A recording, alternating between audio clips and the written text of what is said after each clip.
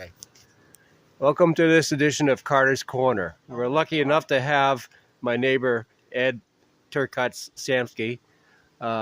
He's a legend in his own mind, but he's got some great stories, and I'd like to share this particular one with you. I think you'll enjoy it. With that, I'll turn you over to Ed. Thank you, Pete. Ocean Reef Club in Key Largo, Florida, is as close to a paradise as we've ever been in. I loved it as a kid. Our kids loved it. And when my parents died, I was the only child, and it came to us. Oh, no. This is not the story. This is not the rat story. This is the Do it beginning again. of the tale of a Ah, rat. but we keep going. It doesn't It's matter. okay. So, Oh my it God. is it is a paradise, and it was a treat, but we couldn't afford to live there, even though there was no mortgage. And so we would normally fly to Miami, and from Miami to Ocean Reef was 1 hour. I got more nervous because of the changing nature of Miami. So we then started flying into Fort Lauderdale, which only added a half-hour travel time. So to me, it was worth it because, especially if we were at night, I just didn't trust things in Miami. So this particular trip, we came in much later than normal. And because we normally go and visit my folks, and and then they were very smart. They always rented a condo for us so that they would take one grandkid at a time. They only had one kid. I think any more than one was overwhelming for them. And they were older than, I always had the oldest parents in any of my classes when I was growing up. So we get in late, so we decided to go straight to the condo. And we get there, and we get in, we get the kids to bed, crib was already there, everything was set, and we hop into bed, and we go to sleep. Well, one thing that I am noted for is I can sleep anywhere, anytime. Sleep has never been a problem. Some people thought I was narcoleptic, which I'm not, but I can just fall asleep. So I was asleep, and all of a sudden, an elbow comes into my side rather sternly. And I woke up. The elbow belonged to my wife, who said to me, I heard something. I sit up, I listen, I hear nothing. I reassure her, go back to sleep. I go back to sleep. Because I was asleep, I have no concept of time, but that same elbow found its way to the same place and woke me up again. And this went on for a few times, and I heard nothing each time.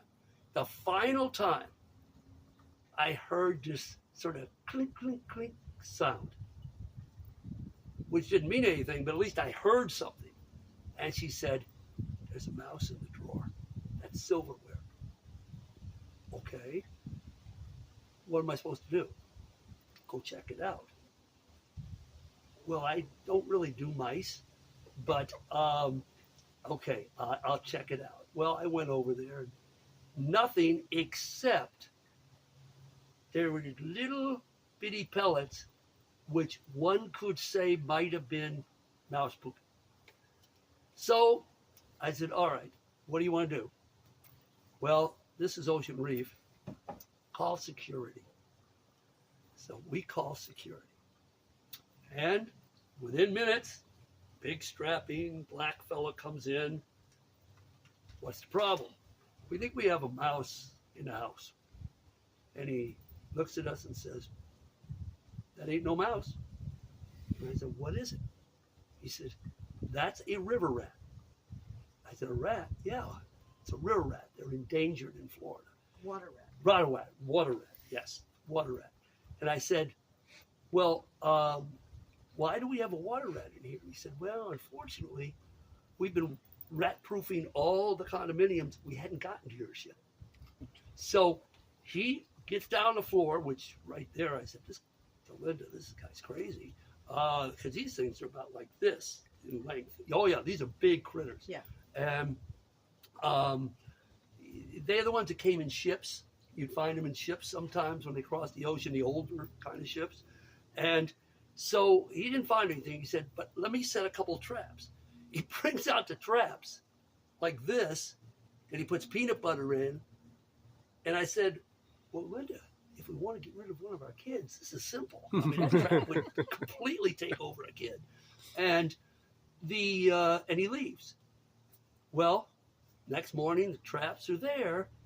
Interestingly, one of them had no bait in it. So we leave.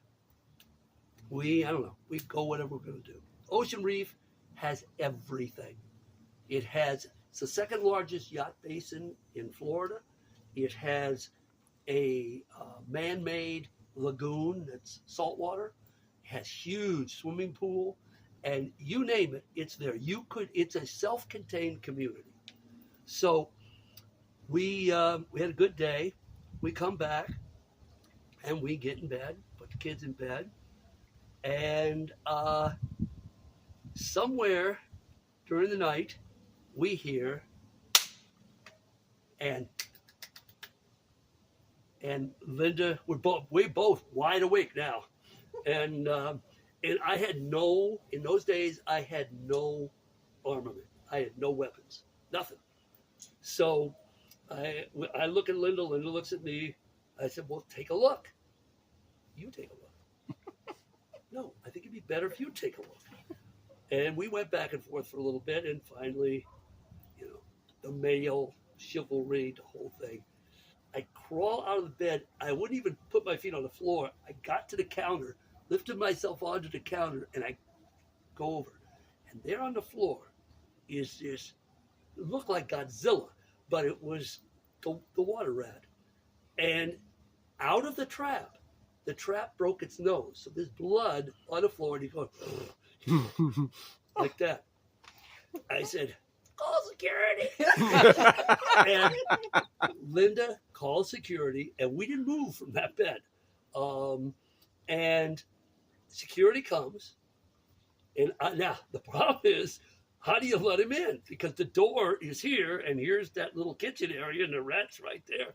But I sort of eased my way. I didn't even look. And I open the door, he comes in.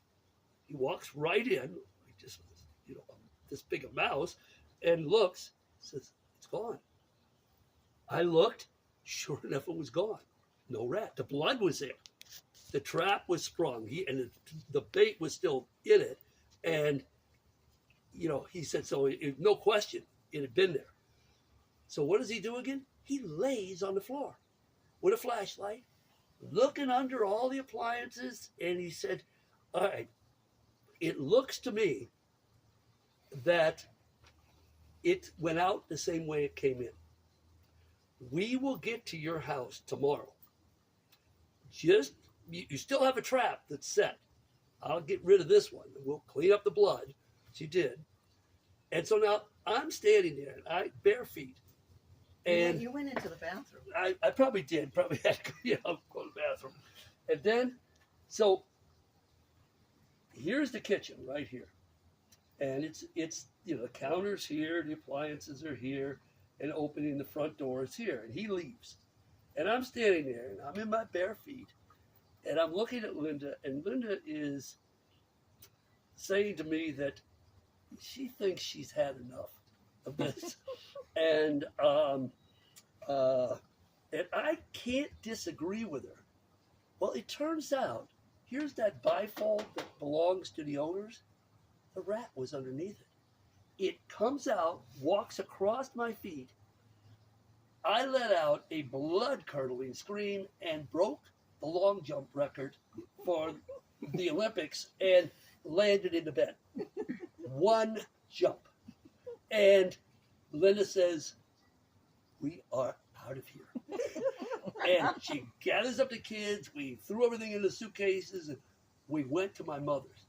She hears the story, and she is absolutely appalled. And she said, "Okay, you can stay here." That was nice. And I was like, the scenario that I was saying, $325 a night, and I have to put up with this? Oh no, this is not happening. Even though we weren't paying.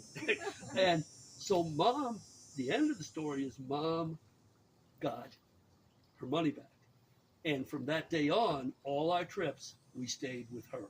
So we never had to deal with that again.